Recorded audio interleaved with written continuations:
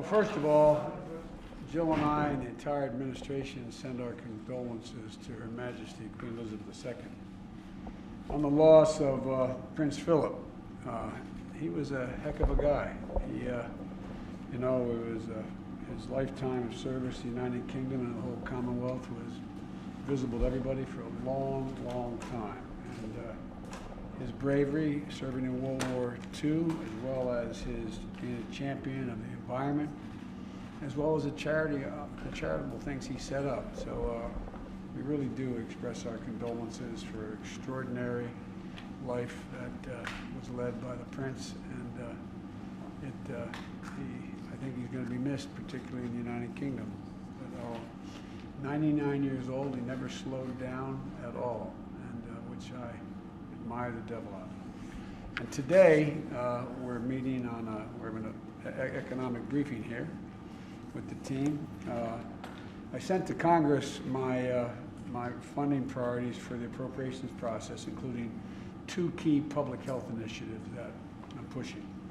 First is, like DARPA in the Defense Department, which was designed to develop and has developed breakthroughs to protect us and enhance our physical safety. I'm proposing a $6.5 billion appropriation for what we call ARPA-H, which is focused on health issues. This is a pioneer breakthrough that we hope we can detect and treat and prevent diseases like Alzheimer's and diabetes and give us a chance to end cancer as we know it, because we'll focus exclusively on those items.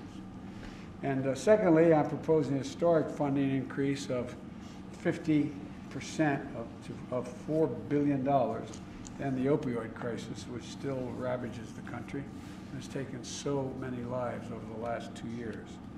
Resources both to states and to tribes for treatment as well as prevention. It also includes the single largest funding increase ever for Title I schools for disadvantaged schools, to lift up the millions of children in low-income families.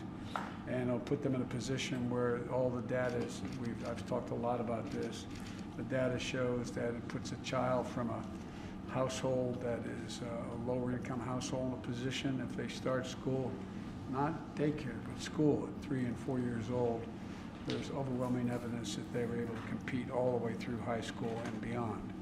And so it doubles the funding as well for VAWA services, including resources to end the rape kit backlog. We've been working this for a long, long time, and we still have a backlog in the rape kit. And the point is, a significant number of women who have been raped and the person has not been found or convicted is because they're sitting in jail. The average rapist rapes about 6 times. And so out there, we want to make sure we go through this backlog and find out, to bring some certitude for the woman saying, no, it was true. That's the man. He did it. And it changes the whole perspective, all the hearings we held on that. And also, there makes major investments in the fight against climate change. And there's issues that are personal to millions of Americans in the area of VAWA, because I get that asked and we get spoken to by everyone from mayors and governors, local officials of both parties. So I look forward to working with Congress to advance these and other priorities. I think we're going to be able to get, I'm hoping, we'll have some bipartisan support across the board. I've already spoken to some of my Republican colleagues about dealing with the infrastructure legislation we have up there, as well as other budget items. So we're going to work on seeing if we get some bipartisan support across the board here, but that's what we're about to do now. We're going to talk about our economic priorities and we get the brief from the team here. Thank you all for coming.